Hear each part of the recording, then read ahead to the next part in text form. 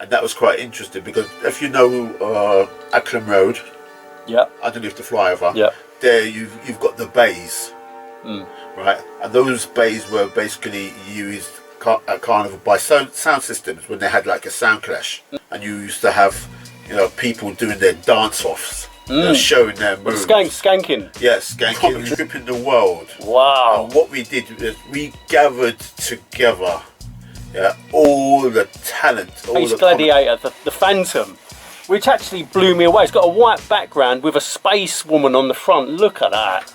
I break it down to this one, female RoboCop standing on the cracked planet Earth with gun and shield. There you go.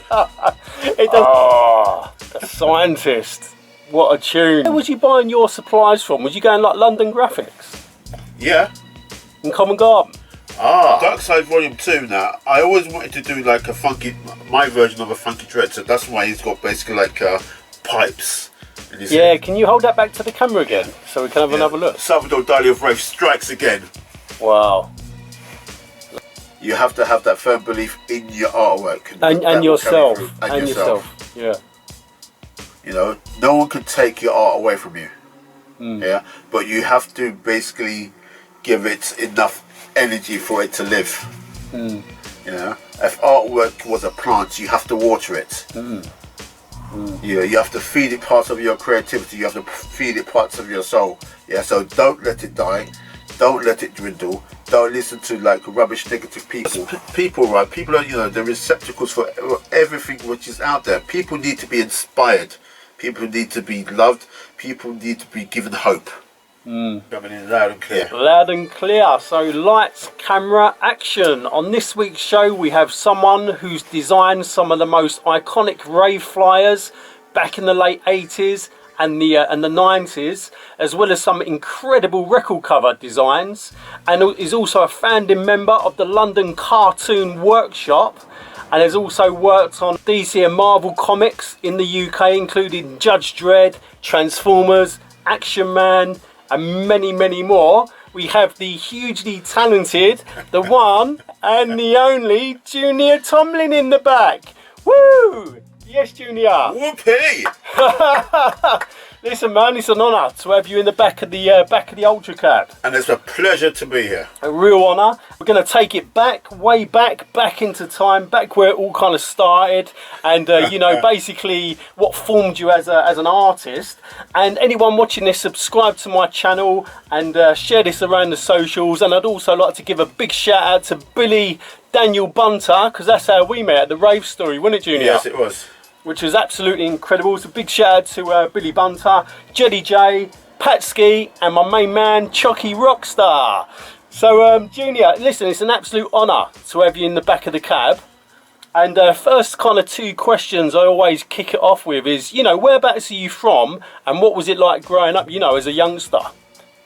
Well, I'm born and bred in Ladbroke Grove. Whoa, I love that. I never moved out the area, unless you want to count like the 2 years that I spent in Camberwell in a hall of residence when I was going to Goldsmiths College. Otherwise, I never really moved out. I've always been here. Always been in Grove. And when was you kind of growing up? What, like in the sort of 70s and 80s? Yeah, 60s. In the 60s? Yeah. Oh, come on, man. You're too young. Do you really want to know my age? Well, if you wanna say it. Oh, I'll say. I mean, look, you don't look a day older than 45, 50. Oh boy, I'll take those odds. No, seriously, man, you don't look it. So you was growing up in the 60s. Yeah. So tell me about Ladbroke Grove. You know, in the 60s, what was it like? It must have been like an incredible, because you know, Ladbroke Grove was. I mean, it's not like what it is now, all kind of polished. It was very kind of. It was still quite creative back then, wasn't it? And it was very kind of. You know, there was a lot going on in Ladbroke Grove. Yeah, it was creative, and you also had more of a sense of like community. 100%. Yeah, 100%. You had the old fellas that you basically grew up with, and you see them around, you know, down Portobello Road, right in pubs and everything. But since they've done the big regeneration, and they've done it with the pubs, yeah, you don't see some of the old figures anymore because they don't go to the pubs anymore. Yeah, and pub, really, you think about it, Junior, the pub culture was a very sort of, they was one of the pivotal places where community would meet, you know, and have a pint, have a drink, and put the world to rights. Certainly. Because I grew up, right, as I said, in the 60s, but in the late 50s, they had the thing over here known as the Notting Hill riots, the first one. Yeah. And the person who lost his life was Kelso Cochrane, and he was basically, they had the church service just a block down the road. Just from here? Yeah. Wow. You know, it was very, very divided back then, wasn't it? Yeah, but it's odd, because as a child growing up, there's only a few things that I knew. It's one, school and home, or wherever your parents take you. Yeah, whether it's to follow your mum down the road to the market while you're holding the bag while she does her shopping. Yeah, it's true. That's it. But I didn't sort of like clock on to anything, racism or anything here, because maybe I was like too young. But those stories happened when I was like more of a teenager than anything else. Well, yeah, and you watch films like Babylon, and I don't know if you've ever seen the film Babylon that come out in the late 70s with Brinsley Ford and all them guys, but that basically sums up London in the late 70s, early 80s. I mean, it's such an amazing film, and it's incredible. It does, because that was the feel of it then. It was, wasn't it? It was the total melting pot, because not only was Notting Hill Gate a melting pot at that time, you probably had places like Brixton, and if you go out of the borough, you had like Liverpool, Manchester, and Nottingham, those areas that host a whole lot of the Caribbean community. It was very it was a very different time. And did was you going to like the blues parties as well? And the like the house parties back there? I didn't go to much house parties, but I tell you this, viewers and everyone else, me and my two sisters, we did used to sneak out of the house. Yeah. We used to go to bed, right, in our clothes, right? No, what, to make it and then sneak up? And then when Mum and Dad were sleeping, we sneaked out of the house. I love that, yeah. Right, we went down to this place in Bishopsbridge Road called the Crypt Club. The Crypt? Yeah, it was basically like a church. Wow. Yeah, and I was the only person. Yeah, I had the watch, so I was basically the timekeeper. So when my sister was enjoying dancing with strange men and all that business, right? I'm there, watching the time, and I'm there tapping on the watch, saying, "Look, I think it's time. I think it's time." And then you have my sister say, "Oh, just another 5 minutes. Just another 5 minutes." But you see, those 5 minutes here is anything from getting caught, going back in by Mum and Dad as they were waking up, because we have to go past their bedroom to get to where we were staying, to sneak back in. Our bedrooms. Yeah, so it was like a mission. Yeah, it was mission. We had lots of little missions. Never got caught though. And when we told our mum in later life that what we used to do, she couldn't believe it. She went mad. No, she just couldn't believe it. She couldn't fathom that we sneaked out of the house. I love that. And what obviously Ladbroke Grove was a very, very creative place. I mean, not just musically, but also art as well. There was a lot of hippie graph around. There was a lot of bits and pieces, and the graph was getting put up on the walls. Obviously, this is the time before spray paint. Yeah. So this is like people using paintbrushes, isn't it? Yeah. There was, a lot of that, even though I wasn't like privy to it. But there's a whole lot of like backstory that I would like to research myself to see what was happening. Because like with people always like conjugate into groups. You got the Teds, the Mods, and other little groups. The people, the black people who like their reggae. They're dressed a certain way, and it's this quite interesting melting pot of different cultures that fuse together. 100%. And was you into that kind of like reggae some? I was into. I liked my reggae because what happens on a Sunday you know, afternoon, we used to listen to, I think it was the Greg Edwards reggae show. You know, so Greg Edwards or Alex Pascal. Yeah. And remember those good old days where we used to like, we had a record player, you know, one of those old tape ones. And we used to tape his show. Wow. And every time you saw it starts to talk after the record's been played for like 3 minutes, we'd like eject the tape and rewind the cassette, put it back in, you know. Press get it on a rewind. Yeah. Record, play, pause. Well, that's what you done back then, isn't it? Yeah, that was it. You used to record all the good ones, innit, on one tape and then play the tape. Yeah. And about carnival as well. Carnival, you know, around this area must have been amazing back in the 60s and the 70s, you know. I mean, like, it's such a colourful, beautiful event. Yeah, it was awesome. It's because we used to live on Cambridge Gardens. Yeah. Cambridge Gardens was not like the main road. Yeah, so there was basically like, you know, you have like, you don't have floats going up and down like Cambridge Gardens. You just basically have like, you know, people going up and down. But it was only like later when we moved to Cornwall Crescent, then you're old enough to go to Carnival by yourself, and that was quite interesting because if you know Acklam Road, underneath the flyover, there you've got the bays, right, and those bays were basically used at Carnival by sound systems when they had like a sound clash, and you used to have, you know, people doing their dance offs. Showing their moves. Skanking. Yeah, skanking. The skanking moves. Yes. Yeah, did you ever go at the skanking, Junior? No, I didn't. But I did one or two times. Yeah, with a friend of mine, did do the dance face off when you end up with a circle around you. Really, like a battle, like a skanking battle. Yeah. Oh, I love that. Yeah, that must have been amazing. It was until those riots happened. The carnival riot, and then they changed the route of the carnival and didn't give us access to the bays. So those dance-off days were numbered. Yeah, they started to shut it down a bit. Yeah, and you know, in terms of your art, your creative art journey, did that kind of start at school? I mean, was you bang into the art at school? Junior school, not so much. It only sort of like flowered for me when it was at secondary school.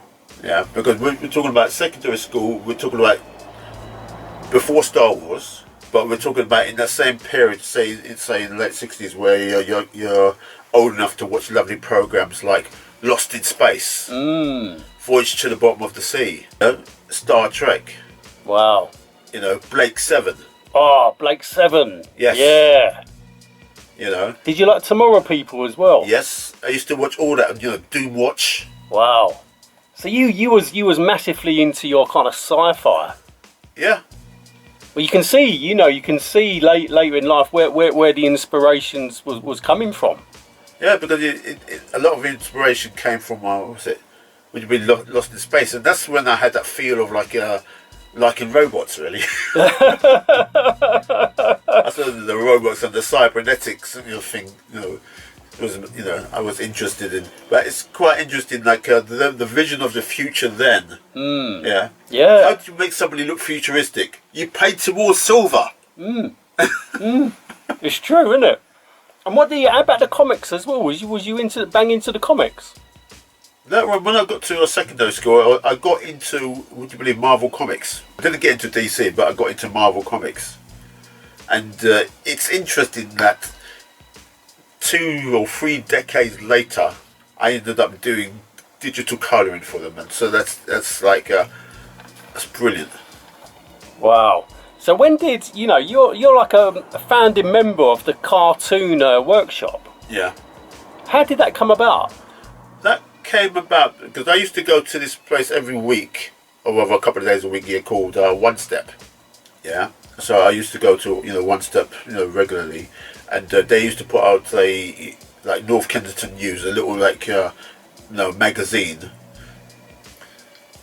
Every couple of months they used to put it out, and they, you used to have articles in it, and you used to do the basic cut, layout and paste, cut and paste, and then you get the thing printed, and then you have to collate all those pages. Wow. and then anybody who came to use the centre, you know, you give them a copy. And then one of the ladies there, a good friend of mine who now passed, Amalia. We sat down. We had this conversation. Yeah, what can we do? Let's do something about comics. Yeah. So we had the idea to set up like a cartoon workshop here, where young kids around the area who wanted to learn about sequential art could come and learn. You know, learn from the professionals. And we did get a couple of good professionals in. One of the people that we got in, homage to a good friend of mine, David Lloyd. If you're unfamiliar with David Lloyd, he was the one who done the illustration for V for Vendetta. Wow. Yeah. Incredible. And years later, he asked me to do the cover for the French edition. And that was when the V is on top of the building with his hands outstretched, and the light is, you know, shining behind him, which actually looks like a V. So we got lots of interesting comic strip people involved, to basically, you know, tutor us. And you was bringing in some of the younger generation from within the community to get involved as well, which is a very, very important thing to do, because you was giving them kids and being creative as well. There's nothing better than being creative and putting a pen in your hand and like drawing or, you know, or writing or whatever. You know, it was giving those kids another interest in life, taking them away from all the madness that was going on. Yeah, and some of those so-called kids here, they went on to do, you know, amazing things. Did they?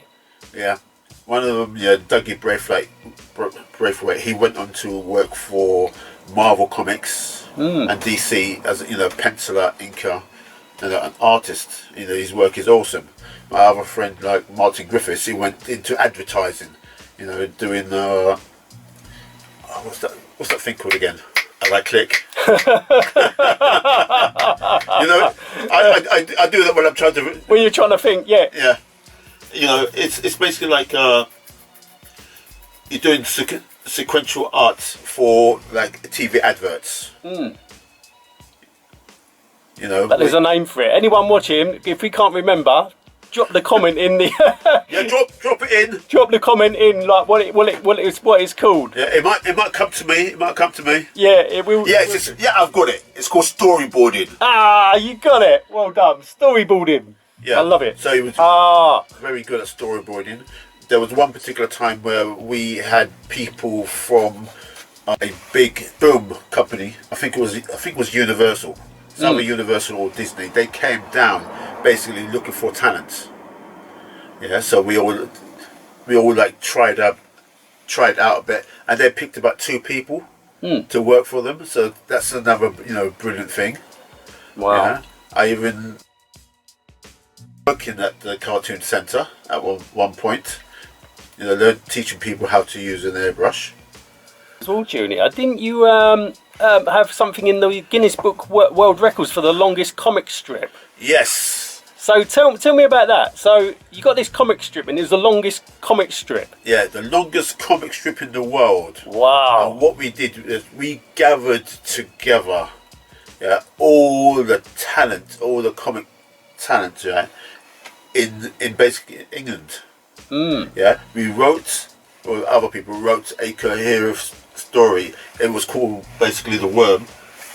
If I look upon my notes. The Worm. The Worm. And what was the reason behind The Worm?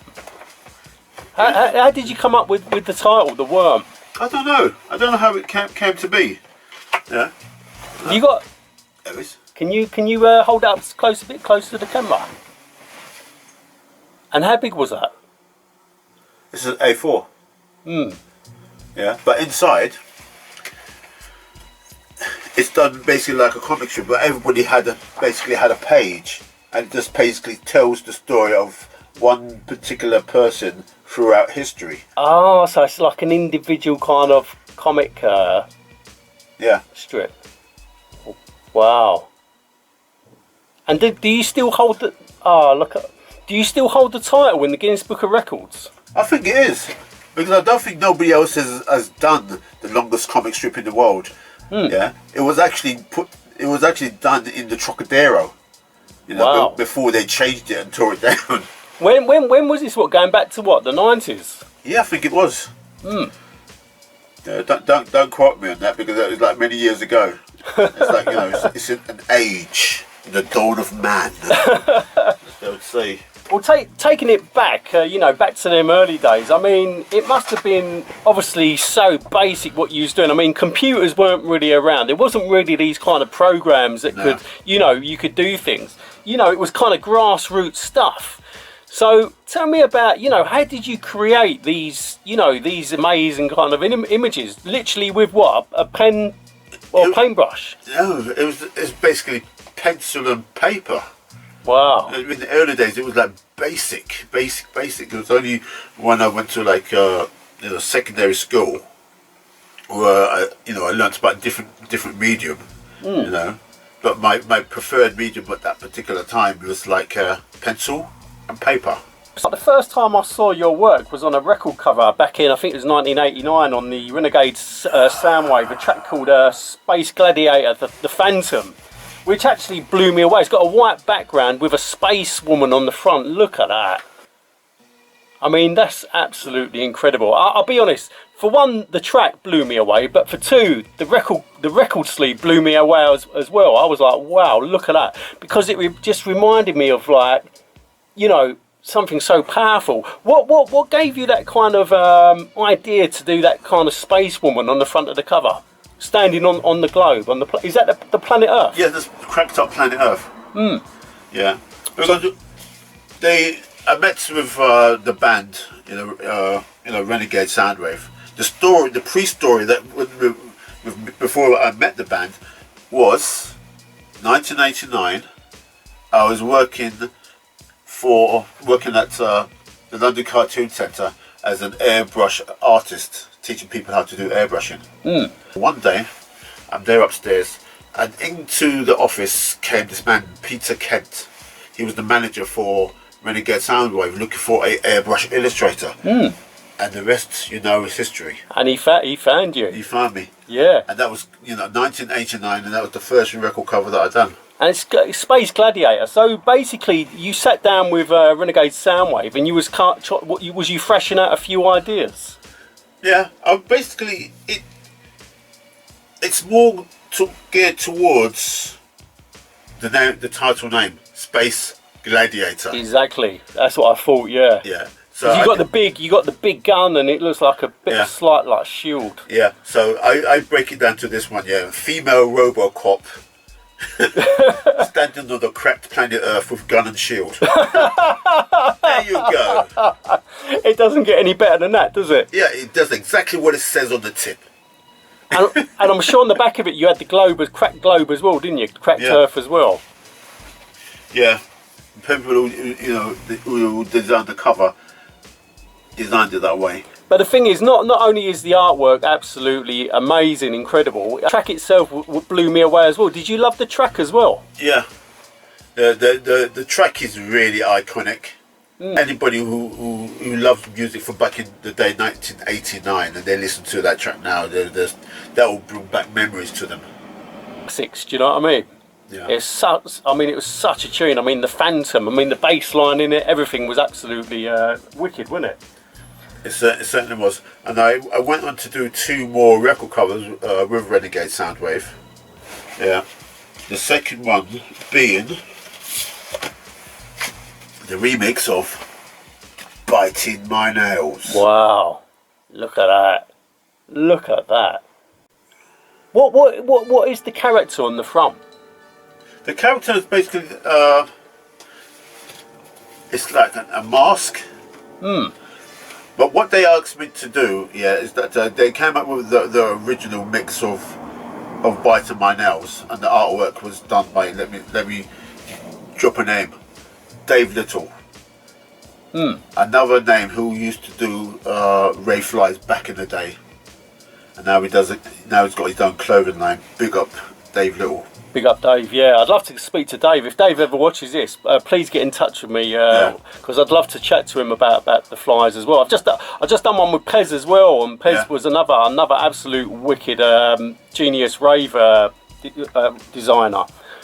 But yeah, I'd love to speak to Dave as well in the cab. That'd be incredible. Yeah, I'll put out my feelers. I'll get to him. Yeah. Because you know where I was saying that I was doing that thing for Teletubbies Park. That's right. Yeah. Yeah. Opposite is a building called Candelot Studios, and that's where he has his studio. Oh, is it? Yeah. Wow. Oh, we got to get him in the cab. Yeah, I've definitely got to get him in the cab. We will. So Right. that was the second record cover that I've done for Renegade Soundwave, and the last one. Here it is, the one and only. Women Respond to Bass. That is incredible, isn't it? Look at that. And you got the sound wave running through it. Yeah. And the sound wave, the red, runs with a red top. Yeah. That's beautiful. Dressed in the French flag. Oh, is that the French flag? Yeah. She's dressed in the French flag. Yeah, and also the other interesting thing, what I learned, that women respond to low frequency sound. So that's where the sound wave. Low frequency. Is where her midriff is, her belly button. Wow. I mean, how creative is that? And how was you designing that? Well, first of all, I mean, are we going to computer age now? No, this is still airbrush. It's probably like early 1990s and like 1992. So you airbrushed that? Yeah. Wow. I had to do the sound wave actually separately, and then they comped it in. That's absolutely incredible, isn't it? Junior, you also worked at Kicking Records as well, didn't you? Oh yes. Tell me about Kicking Records. I remember Kicking Records. Wicked label. I'm sure they was from over West London as well. Yes. Yeah. I went to their office one time. We used to distribute their label at, Really? At Pinnacle Distribution. Yeah. Did you ever meet Peter Harris? Of course I met Peter. Yeah. I love that man. It was awesome. How did you get a job at Kicking? This another little story, another little good old factoid. It all happened when I went actually to visit another record company just around the corner from Kicking called Vinyl Solution. I know Vinyl Solution as well. Yeah. Yeah. Yeah. So I've done a couple of covers for Vinyl Solution. And someone had this idea, let's do a compilation album with Kicking Records just around the corner. So I did the cover for the compilation album called Vinyl versus Kicking. Yeah, and that's how I got my foot in the door of doing stuff for Kicking Records. Yeah, I've done some great stuff for Kicking. You got any little samples? Yeah, I've got a sample here. You'll know this one. There you go. Ah, The Scientist. What a tune. That's another killer track, wasn't it? Look at that B on the front as well. He's got a cheeky grin. He's got a cheeky grin, isn't it? Yeah, a little smile. I mean, that is a work of art. How long would it take you to, airbrush something like that? Well, I always say 7 days, even though it might take me 5, because there's always like extra, the time, the muck-up time here, where if anything goes wrong, you end up with less time on your hands to do something. When you actually stated that, I could do it in 7 days, and before you know it, say your airbrush breaks down and you have to get a new airbrush or airbrush compressor, you've basically lost the day. So I have to basically always add that into the mix. Yeah, so that was quite fun. Where was you buying your supplies from? Was you going like London Graphics? Yeah. In Covent Garden? Would you believe there was a big London Graphics warehouse where I was saying, Kensal Road. So you used to go direct to the warehouse? I used to go direct to the warehouse to get my line board, get my airbrush supplies, get my inks and everything else. Until the sods closed it down and I had to go downtown. Down to Covent? Yeah. You had to go on a mission? Yeah, it was like a mission. It was a mission trying to find like line board. And when you was like rocking up around Covent Garden and all round there, was you like checking out any of the sort of the graffiti art in terms of like the sprayed artwork on the walls?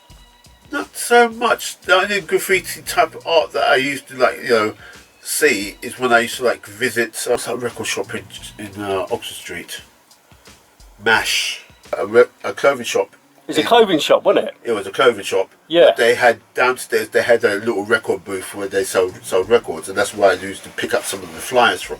Ah. Yeah, yeah. And this is where it all comes like full circle. And this is where I met the guy who ran Rugged Vinyl. That's how I got to do the record covers for Rugged Vinyl. Right. So everything nearly has, those little stories. Like connections. Yes. Because I know, like, when you was at Kicking Records, I'm sure, wasn't that where it kind of sparked off for you to do the rave flyers? Yeah. So how did that come about? That came about because I used to go to Kicking Records just to chill out, really, chill out with Peter, and meet the the DJs, the up and coming DJs, like Hype was there, and, DJ Hype. yeah, Scientist, and and others. All right, and Wish Doctor. Witch Doctor. Yeah. Wow. Yeah, Wish Doctor. Yeah. Grant, who's big in the garage scene. I'll tell you what, I bet you had a right laugh, didn't you? It was. Because working in it or being in the record label, it must have been so much fun. It was, and meeting new people and new record companies was even more fun, because I always used to ask them, "Have you got any products? Have you got any freebies?" I used to call myself Freebie King because they come back with like this amount of vinyl, white labels. Brilliant. So you was collecting the vinyl back then. Yeah. And so yeah, but how did it spark off then with the flyers? Well, with the flyers, that's where I met. I think it was Scott. He was looking for. It was doing his first rave, and he wanted artwork. Yeah. He didn't have much money to basically pay for like full colour, this, that, and other. But the reason why he was in the offices, because Peter, the bands that Peter managed, one of them was going to be on the bill, yeah, on the bill. So they was going to basically do a PA. So that was the link. That's why he was there in the first place.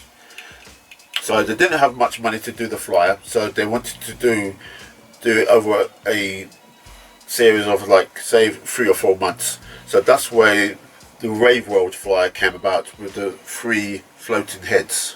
Yeah, because the first one is blue, the second one is red, and the third one is green. Yeah, and it's all folded, and then every time there was to print the flyer, they printed it in a different colour with different information at the back. So that was the beginning of me doing rave flyers. I think it was that good old back in 1992.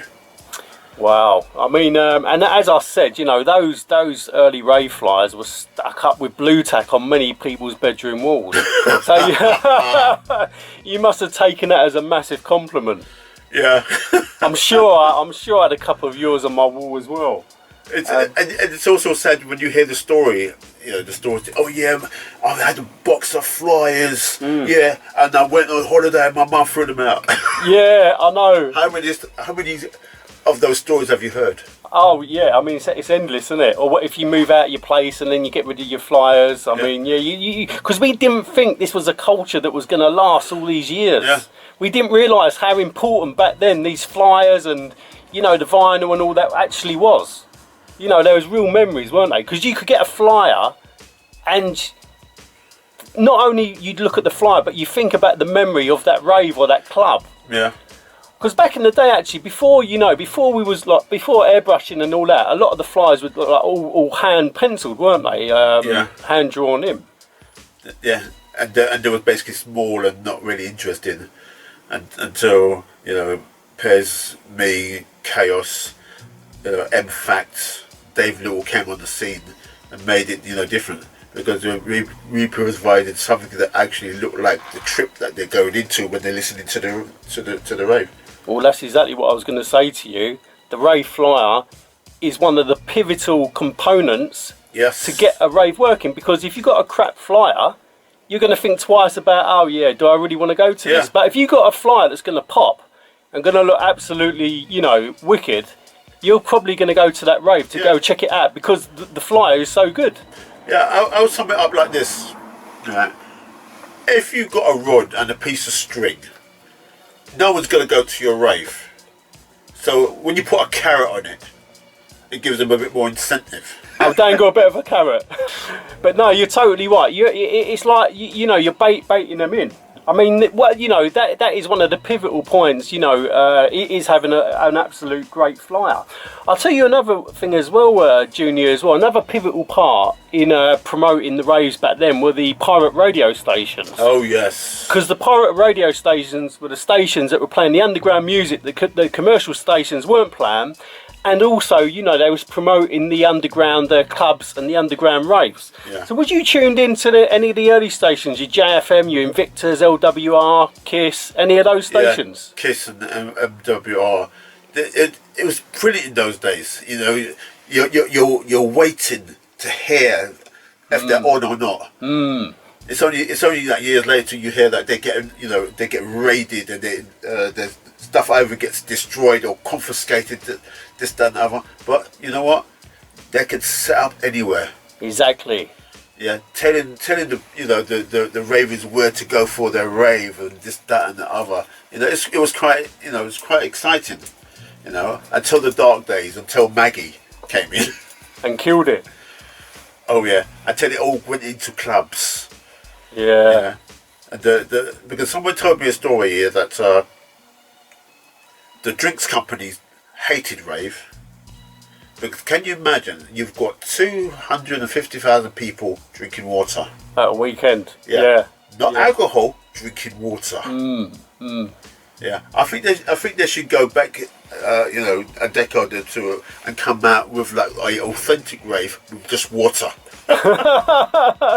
Water, lollipops, and dummies that you can suck.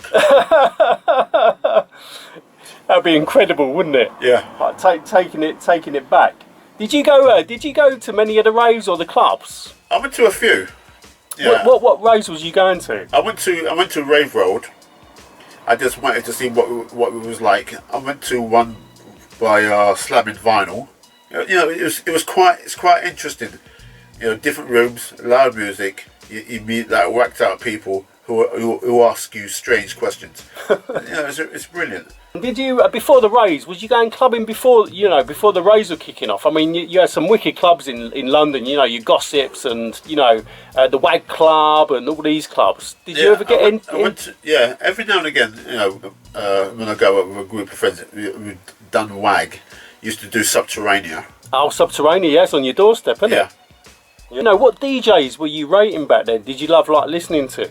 Like Norman J and Norman J, Carl Cox, Colin Dale. Oh, Colin Dale. Yeah. Amazing. I'm meeting Colin Dale soon. Big shout out to Colin. Oh, give him my regards. Do you know Colin? Yes. Yeah, I'm going to be meeting Colin very, very, very soon. In fact, I was meant to be meeting him possibly tomorrow. But yeah, that's amazing. I didn't know you knew Colin. Yeah, because he used to do a fantastic show on Kiss FM called the Abstract Dance Show. That's right, with Colin Favour. Yeah, that show was banging. It was wicked, wasn't it? Yeah, and that sort of moved my musical taste to even a little bit more abstract. Mm. And tell me, because you also work with DC Marvel Comics. Yeah, mainly good old Marvel Comics. So mainly Marvel Comics, wasn't it? So tell me about that. What was you working on, like Judge Dredd and? Well, Judge Dredd for 2000 AD. Right. Yeah. So it was like it was 2000 AD that I'd done work for first of all. And look, I've got a pile. Dig out this pile. We want to see what you got in the back of the cab. Dig out a few nice bits for us. Yeah, this is a bit of colouring that I've done for. Oh, the 2000 AD. Yeah. Mechs and Violence. Yeah, Hammerstein. Wow. Was that airbrushed? No, that was the computer age. That's the computer age. Yeah, that was done in a good old Photoshop. Yeah, that's beautiful. Absolutely beautiful. What else you got? What else you got? Let's have a look. I know you got a bag of goodies back there. Yeah, I've done a strip here. The colouring on the strip here called Return of the Seven. Wow. I love that. Return of the Seven. Yeah. It's all set in outer space. How did you get a job, you know, doing this for like Marvel? Basically doing Action Man before I worked on anything for Marvel. I used to do pocketbook covers. They used to retell the old stories. Yeah, that's a copy of good old Action Man. Because the beautiful thing about Action Man, yeah, is that every time they draw a strip of Action Man, it's basically about selling the toy. He's in a car, yeah, but the car is what you basically buy when you go on. So you buy Action Man, his little car. I had 10 pages a week to do. Lucrative in those days, yeah, because you used to get £100 a page of colouring. Where was you based?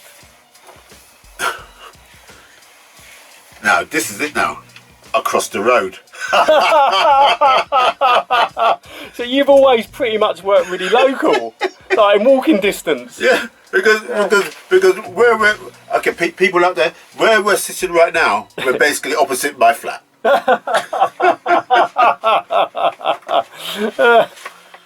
Brilliant. It's amazing, isn't it? Oh, it really is. Doing computer, like the computer tapes.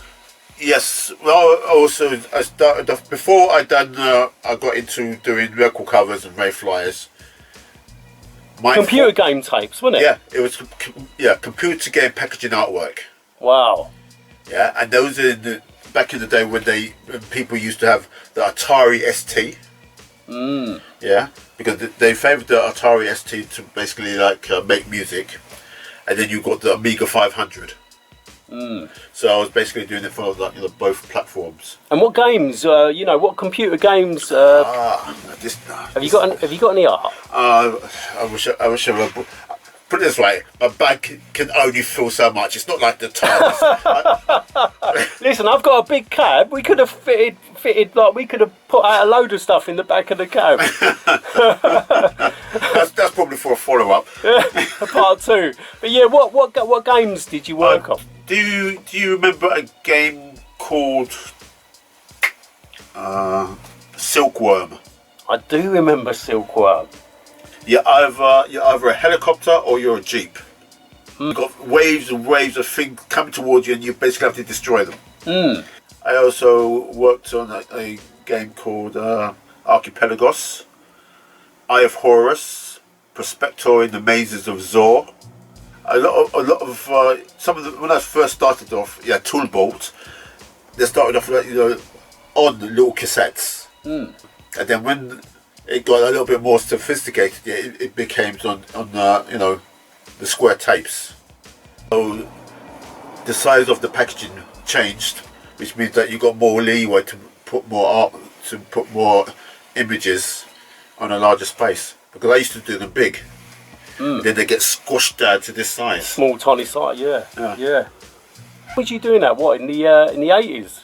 Yeah, you're talking about what, 85, 86. I left Goldsmiths College at 83. Yeah, so I was going to say, how long was you at Goldsmiths College for then? Like a few years? I was there for 3 years. And what were you doing? Like a creative course? I was doing graphic design. Wow. Graphic design, but when I left college, I couldn't get a job as a graphic designer. Why is that? Wasn't much work about? No, it's not. Nothing is that my solutions to the briefs was basically more illustrative rather than graphics. And the thing what basically changed my life was, as you know, I used to like science fiction and everything. I wanted at one point to do science fiction book covers, because I used to read a whole lot of like science fiction, and I used to love the covers. So one day we had a tutor that was demonstrating how to use an airbrush, and what it's basically the most simple thing what you could do. You know, you basically draw your shapes: triangle, cube, sphere, and we basically had to airbrush them. But that lesson, I went out and I got an airbrush, and that's how I started to teach myself how to use an airbrush. And that's when things really started to kick off. Yeah. Was it kind of like a bit of a game changer using the airbrush? It was. Because you could try different techniques, and you know, it Yeah. must have kind of up the levels. Yeah, because otherwise, you know, you'd be like trying to paint, learn how to paint. But no, I wanted something. I wanted a finish that was like nice and smooth. Yeah, you know, gradated. A little bit what you get there when you see a nice photograph.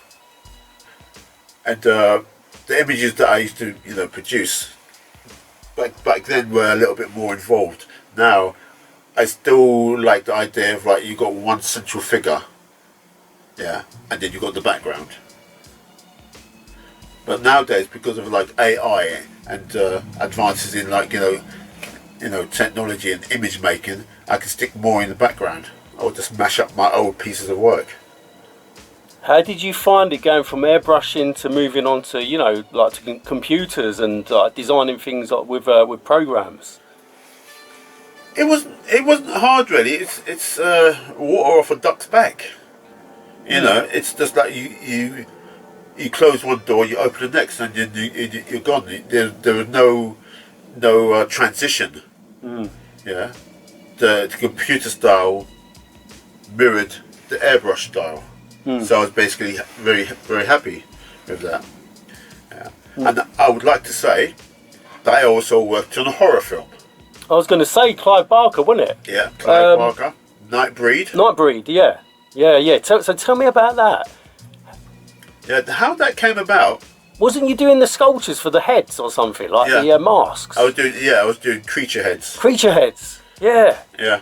So you was getting involved with like the, you know, the design and the making of the heads. Yeah. So that was quite fun because I don't think at that particular time they knew how to place me. Yeah, because I was brought in with a friend of mine called Neville. You got two talented people, but they didn't really know how to place you. How to place me. So first of all, it was basically like drawing sketches of scenes in the movie. Yeah, do a matte paint, not matte painting, a production painting of a scene from the movie. And then I asked Bob, Bob Keane, I asked him, can I do a sculpt? And he said, yeah. So I came up with like 3 sculpts, and I enjoy doing them, because after you do your sculpt, yeah, you basically have to get it foamed. So you basically make a 3-part mold, where you got the core, which is got all your clay work on it, and then you have to basically make a bed for that. And so you got a 3-part mold, part A, part B, and you got the core. And when you put it all together, it comes as one. It comes as one, and then you have to put in the foam. Yeah, and then the foam expands, and then you take off your part A and your part B, and what you're left with is your foam mask over the core bit in the middle, and that's what you basically take off, and then you have to like get rid of the seams, and then you paint it.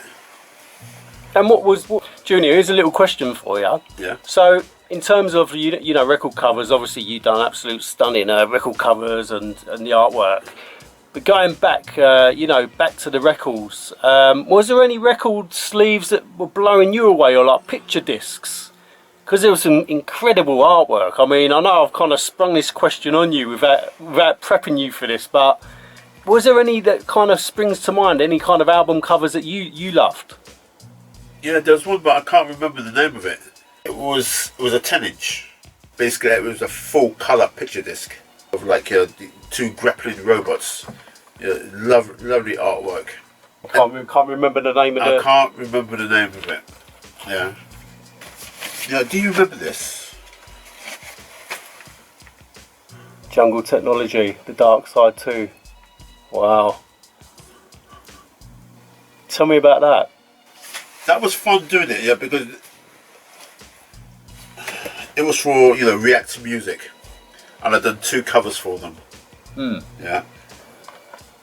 The first one was quite interesting because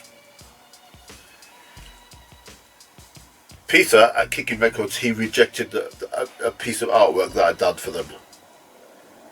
Yeah, he rejected it.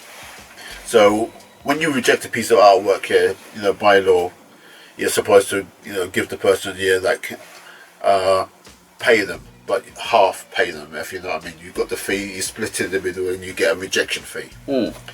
So I got a rejection fee for that.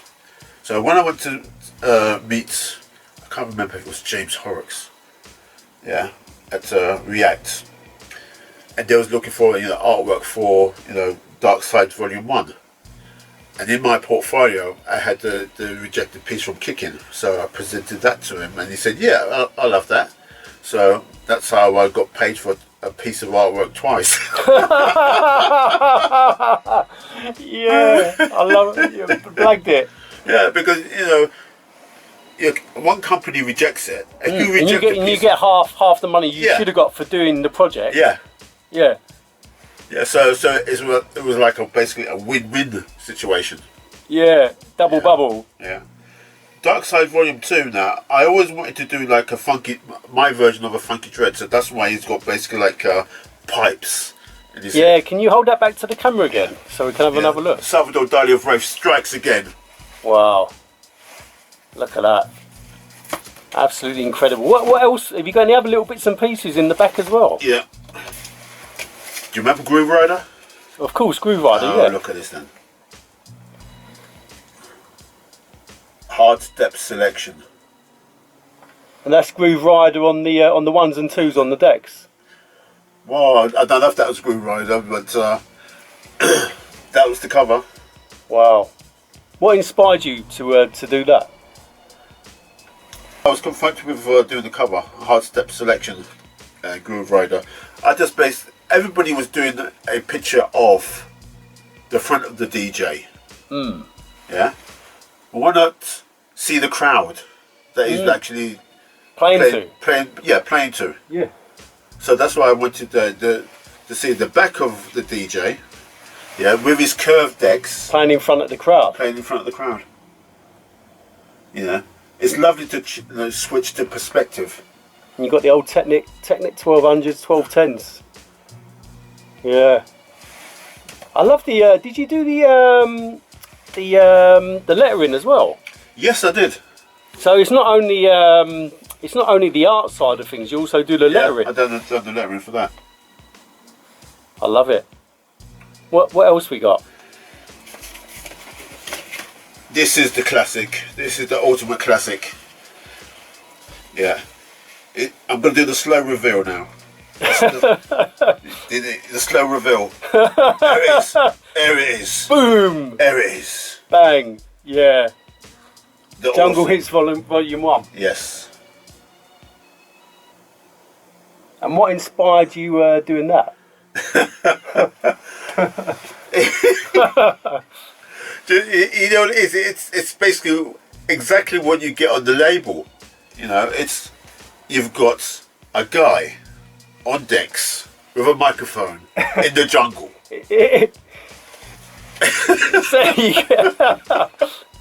It's basically like you're doing something here which is so literal. but it's popping though, isn't it? Yeah. What year was that? I haven't got my eyeballs in, so I can't really tell you. Yeah, I wish I could, laddie. What else we got? We got any other little nuggets? Not when it comes to like records. And we got some old flyers. We're digging. I'm not being funny, but we are digging deep into the vaults. Where we are taking it back, way back into time. Yeah, do you want to go forward or do you want to go back again? Oh, it's something that goes back. goes back. You might even have a copy of one of these. Let me put that down here. No. The Rave magazine. 1993. Wow. And what inspired you for this one? Well, when I was basically, growing up and listening to raves and things like that, I said, wait a minute, they have raves in marquees, don't they? Yeah. So you done the marquee with what's going through the marquee? What's shooting at the top? Well, those are ravers ascending to like a higher plane of dance. No, what they're ravers going through that that beam. Yeah. Wow. Yeah, and then at the side, you got our smiley raver there with his like Ray-Bans looking at you. Yeah. Yeah, this was an interesting one because I also done the logo, and I done like 3 other covers for Blaze magazine, which was quite fun. Yeah, I'll show you if you haven't got this book, it's the first book that I was actually featured in when it came to like doing rave flyers. Yeah, classic book this. High flyers. Yeah. So what? It's basically got loads of like different people's flyers in the book. Yeah. What ones it got yours in there? But first of all, when it came to its preface, the blue one with the floating heads. Can you zoom in, getting a bit closer with that? Oh yeah, can see it. The 3 floating heads. Yeah. Yeah. They're quite neon as well, aren't they? It was good because he just basically wanted like 2 colours. It's basically blue, white, and black. Those were basically the colours of it.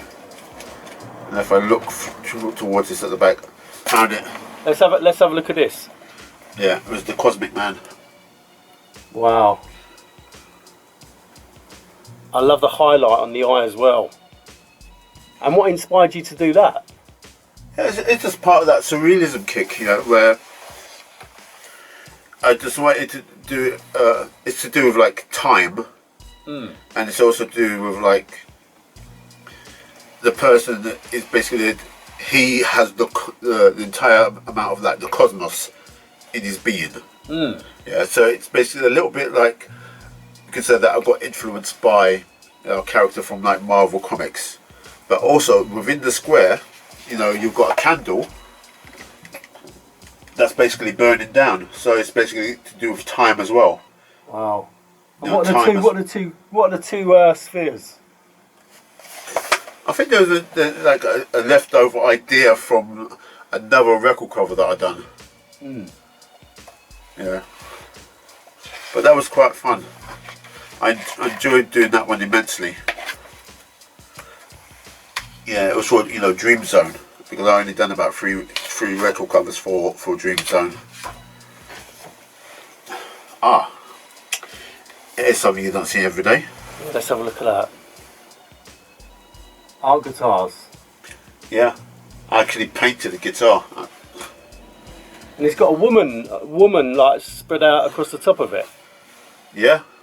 Can you hold it up to the camera again? Yeah, that's somebody else's guitar, but this was the catalogue. Yeah, but what I actually did is that I was given the bass of a guitar, and they asked me to like paint anything what I liked on it. So I did, and this is my guitar. It looks real. Yeah, it's a real guitar. It's a real guitar. It's a real guitar. Right, so that's actually your guitar. Yeah. So you play guitar? I don't play the guitar, but the guy who initially gave me guitar to paint, he gave me the guitar because he said he's not going to sell it, but he gave me the guitar, so I got a nice painted guitar upstairs, all put together nicely. What a nice touch. Huh? Yeah. Beautiful. This was the days where I used to write off to like a computer game magazines to see if I could get featured in them. So I was featured in a magazine called Mac Power, So they ran a feature on me and my artwork. This is back in the days of digital. And still in the days of like jungle. It's got like a green heart with the jungle leaves going through it. Yep. As you can see, I was the early junglist then. And you done the lettering style as well, the jungle. Yeah. So basically, you created the whole thing. Yeah, I did. Have you ever done a combination with anybody else, like with flyers? Who would you love to do a collab with? Oh yes, wait a minute. I did a collab with Pez. Oh, with Pez? About what, 3-4 years ago? Yeah. Oh, big shout out to Pez. Big shout out to Pez, the Pez man. That interview I done with him was wicked. Did you see it? Yeah, I saw some of it. Yeah. With our Rich Rain Dance. Yeah, he's fun. Rich Rain Dance, he's a great guy. Yeah, what else have I got? Yeah. Mac format. I got Mac format. But I'm actually telling, describing how I put together a piece of digital artwork in Mac format. So I teach people. What kind of I was going to say that actually. What kind of advice, Junior, can you give to the up and coming artists? I mean, is there any sort of sound advice that you can give them? Apart from never give up. Yeah, do not get discouraged. Disheartened. Don't get disheartened. Don't listen to people who basically want to poo-poo your ideas. Yeah, and remember, believe in your artwork. You have to have that firm belief in your artwork and yourself. And yourself. Yeah. No one can take your art away from you. Yeah, but you have to basically give it enough energy for it to live. If artwork was a plant, you have to water it. You have to feed it parts of your creativity. You have to feed it parts of your soul. Yeah, so don't let it die. Don't let it dwindle. Don't listen to like rubbish, negative people. Yeah, just continue and persevere. Always have a plan of where you want to go with your artwork. Yeah, seek out people who are in the know, who can give you a job to actually either promote your artwork, have an exhibition, do a record cover, do a flyer. Yeah, think big. Because we've got a wealth of amazing talent out there, young and old, and I mean, I'm blown away when I'm driving around London. I'm looking at street art on walls. I'm looking at the graffiti art. I've just done a wicked interview with Jelly J actually, and yes, big shout to Jelly. Big shout out to Jelly. Yeah, she's absolutely incredible. Anyone watching this, please check out my Jelly J interview. But I'm looking at all these amazing artists that are doing incredible things on walls, and to see all this talent out there doing this, amazing art. Yeah, this is what gets me. You've got a whole lot of open spaces, or rather dead spaces, with nothing on it. Right? Why can't they get they commission artists, to put something nice, on the walls that could basically be there for years. There are some paintings that's been done for like the last 10 years, still on the walls, untouched. They're nice and colourful. It's the same thing with like street artists. Yeah, there are blocks of flats, where one face of it is just pure concrete. Yeah, get the council to give them a job to paint something nice on it. In other countries, they do that. They do that, yeah. And I'll tell you what, doesn't it brighten out? I was saying to Jelly J when I interviewed Jelly as well, I was saying, why do you want a bleak, bland, horrible, dull, dark wall that's giving out all this negativity when we can pump this wall with so much beautiful, smiling, inspiring art that a kid will walk past it, or it doesn't matter, and an adult anyone walks past it and it cheers their day up, because you look at it and you think, wow, look at that. It really, it really makes you think in terms of like, don't people in the know, people with the money, people who own the purse strings, don't they want to give hope to people? Or do they want everything to be drab? Yeah. Yeah, so you can continue your day-to-day existence in Drabville. In a grey, Yes. rainy city. You know, let's brighten this place up. Yeah. Let's brighten our communities up. Let's get people smiling again. And, you know, because it does. It makes you feel positive. It makes you feel nice when you look at, you know, a beautiful, you know, drawing or canvas on the wall. It does, because, you know, people are not just people, right? People are, you know, they're receptacles for everything which is out there. People need to be inspired. People need to be loved. People need to be given hope. Yeah, you can't take hope away from people. You know, you can't downtread people. You know, lift people up. Without a doubt. Without a doubt, we've got to lift each other up. Yeah. And one way we can do that is through the art form. Yeah, because this is what I said to people, right? It's like if you got like 10 people, yeah, in a circle, each basically facing each other's back, yeah. You know what that means? Everybody's got everybody else's back. That is how society really should work. Everybody's got everybody else's back. Instead of facing each other and fighting each other, Yeah. let's all unite as one and build. Yes. You know, we can build, you know, a better society, but we have to get rid of like a whole lot of like one selfishness until like money is the be all and end all of everything, and that's where the whole society is going to. I must have this. I must have this. I must achieve this by the time I reach X.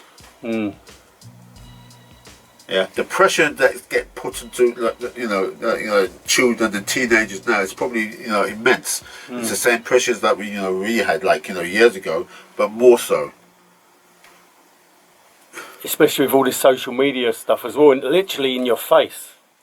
Well, not only in your face, it's being rammed down your throat. Rammed down your throat, and it's a lot of it's really negative. I mean, you know, look at the news channels. I mean, how depressing is that? I don't watch the news. I haven't watched the news in years. Because all it does, it brings you down, it depresses you. Yeah, but that's why we're in the cab, for upliftment. Exactly. That's why you're in the back of my cab now, and we're uprising against the negativity. Yeah. Yeah, listen, it's been wicked. I was going to say, what are you up to? Have you got any other bits you want to show? Oh, yes, look. Ah, Sweet Harmony. Was you there? No, I wasn't actually. It was a great exhibition. Yeah, and all. Can't believe I missed that. Was it the Saatchi? Yeah, it was at the Saatchi. Yeah, because I was called up by the guy who was actually putting together this catalogue, right? And the lovely thing about this catalogue is that I've got my own double-page spread in it. Beautiful. I love that. Yeah, another thing what I've got coming up in next month in June, there's going to be a book that's going to be released about computer game artwork. So me and like another like 20 odd artists have got our artwork in this book. That's going to be coming out soon. What's the book called? And I do a comic strip. Yeah, I was employed to do the colouring on this. It's about a man on a boat and sea creatures, which is quite quite interesting. And the person who found me to do this was somebody that I met at the London Cartoon Centre. You know, I didn't hear from him for like 25 years, but we always like vaguely kept in touch. So sometimes, yeah, things go around and they come back again. Yeah. I also worked on this lovely book. I contributed an image. Our poetry for Grenfell. Yeah. What is it, like little poems in there? Yeah, you've got poems all about like, you know, Grenfell Tower. You know, the one that's like burnt down. Because that obviously was on your doorstep, isn't it? Yes. Literally on your doorstep. Yeah.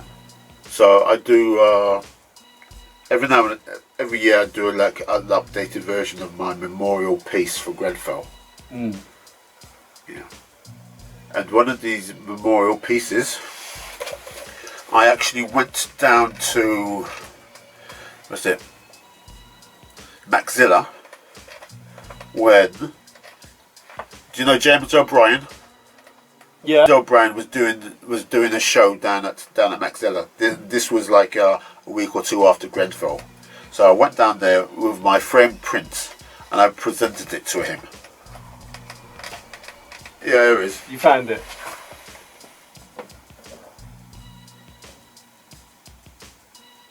Tell me about this. Oh, what it is? It's you've got the tower in the background. Yeah. Can you hold that up to the camera while you talk about it? Yeah. You've got the tower in the background. Yeah. And you've got like 5 or 6 ladies. They're basically like angels, and you've got the main angel above the tower.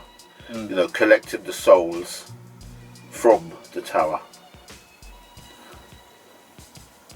So I've done this. You've got the cross. Yeah.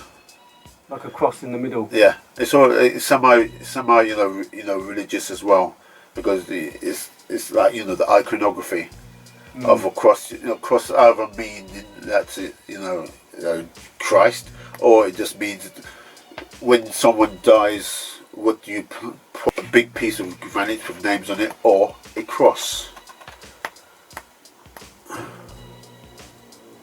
But I felt honoured, doing it, and I felt extra honoured when they chose it to put it in the book. It's a special piece. Yeah.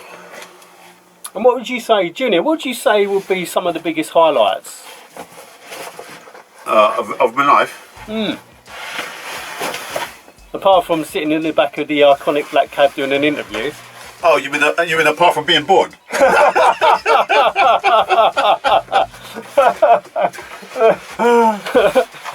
Yeah, has there been a few little highlights? One of my highlights is meeting me lovely 8 years ago this year, or 9 years ago this year. Yeah, and big shout out to the missus. Yeah, and on this. Tell me about this. This is my book. Yeah. Junior Tomlin flyers and cover art. Wow. Yeah.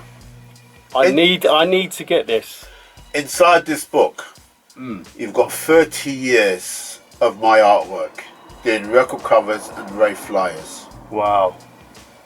Yeah. It's a trip. Not only is it a trip down memory lane, yeah, it's like a bookmark of time and imagery, and it will take you back to when you actually listen to the music. It's the first time you've heard it, or the first time you've been to a rave and listened to anything. And a lot of this is interconnected with the stories that I've just told you in the cab. A lot of these things are related because the community is that small. Yeah. How much does it cost for the book? It's only 20 quid. Wow. And the first page I open to is this page. And this was a record cover that I done for DJ Rap. Big shout out to DJ Rap. Yeah, big shout out to DJ Rap. Wicked. Yeah. So the book is basically divided into 2 sections. One section is for record covers and one section is for Rave flyers. Yeah. So the record covers section, came first. And you got some little. It's not just pictures, is it? You got some illustration with it as well. Some little stories. Yeah. Yeah. There's a story about nearly all the pieces that you see in there, and there's also got the breakdowns of how some of them came to be. Can I buy that off you? Yes, you can. Junior. And can you sign it for me? Yes, I will. Do me a signed copy. That'd be wicked. You can't say no because you're on camera. I like that. Did you see the sword of Damocles above my head? I'm not letting you out the cab until that's signed. This is called a lock-in. An old school lock-in. But that's incredible. And listen, where can people purchase the book from? You can go into the Velocity Press website. Velocity Press.uk. What I'll do, I'm going to put the link in the description thing below. Anyone watching, I'm going to put the details to this book in the description in this YouTube interview.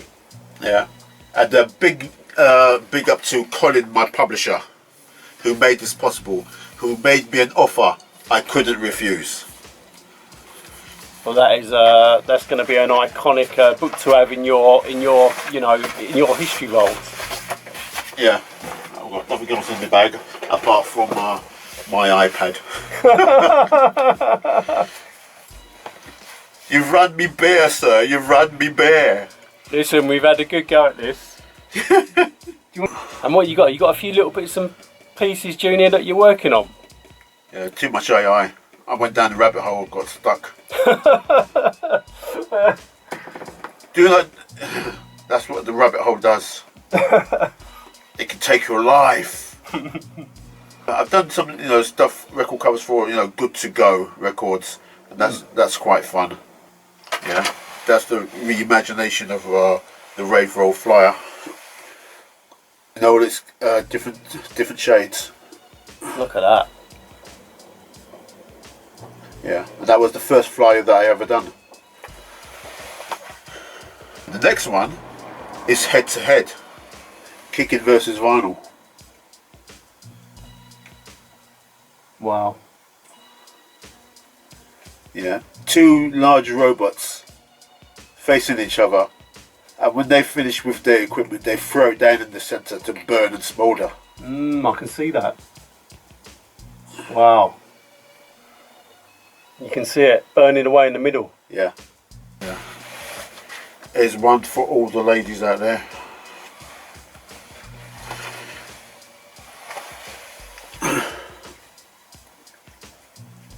A woman's place is where she wants to be. Yep. Can you hold it down a touch? Yeah, that's it. A woman's place is where she wants to be. Yeah. Beautiful. Tell us about the head. Well, it's a mad one, because what it is that there was this magazine that was going around for, 30, 40 years, called Amazing Stories. It's basically a science fiction magazine started over in the States. So I wanted to basically pay my own homage to it. Yeah.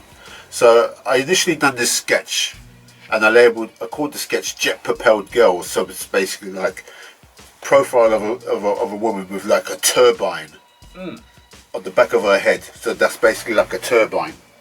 Ah. Yeah. Yeah. And also what you can actually see on her head is like the derailleur section of a bicycle. Like bottom bracket. So that's how it came to be. So I started calling the elements together, and I sort of like wanted to have a title, because I'm a bit of like a male, a feminist. So that's why I came up with the tagline: "A woman's place is where she wants to be." Wow. Well, listen, I'll tell you what. That will be a fantastic way to end this this interview with those words. Yeah. Thank you. Because big up to all the women out there. They're a lot more powerful than us. That's for sure. Yeah, not only us, they made us. They did make us. There is not a man out there that hasn't been made by a woman. Exactly. So big up all the women out there without a shadow of a doubt. But listen, Junior, it's been an absolute amazing cab chat. I mean, I hope you've enjoyed it as well. I've had a blast. We've kind of taken it back, haven't we? And not back, but also forwards. And I'm going to grab a copy of that book off you. I'll give you the cash for that, because I've got to have that in my collection. Okay, you're on. And one more time, what is the book called? The book is called Junior Tomlin, Cover and Flyer Art. Cover and Flyer Art. Yeah, 30 years of my artwork all in one book. So anyone watching this, get on Junior's case and get this book, because you got to have that in your vaults, because that's real history right there. Yeah, and not only that, and if you remember in October, Billy Bunty's at it again at the Electro Works. Yeah. Another story of Rave, and I will be down there, yeah, with Jelly, with Sam, smashing it, selling our stuff. greeting you, making you feel happy. 100%. So anyone watching this, watch out for the rave story, because that's going to be kicking off. I think, is it October time? Yes, October. It's October. So get in touch with Billy Daniel Bunter, because the details are going to be coming out for that pretty soon. I think they're already dropped, actually, haven't they? Yeah, they're dropping. I think the ticket's already on sale. Like only a tenner a ticket. Wow. So, but listen, an absolute honour, Junior. Absolute honour having you in the back of the cab. It's been fun. And anyone watching this, subscribe to my channel and check out my other interviews like Public Enemy and Skinny Man, Rodney P, Jelly J, Billy Daniel Bunter, Nicky Black Market, Jumping Jack Frost. I mean, I've done so many, it's ridiculous. So, and also, more importantly, go and support Junior Tomlin, because he's an absolute star. Oh, thank you. Right, Junior? Thank you. But listen, it's been an honour. It's been marvellous being here. Alright, my man. Peace from the southeast. Peace.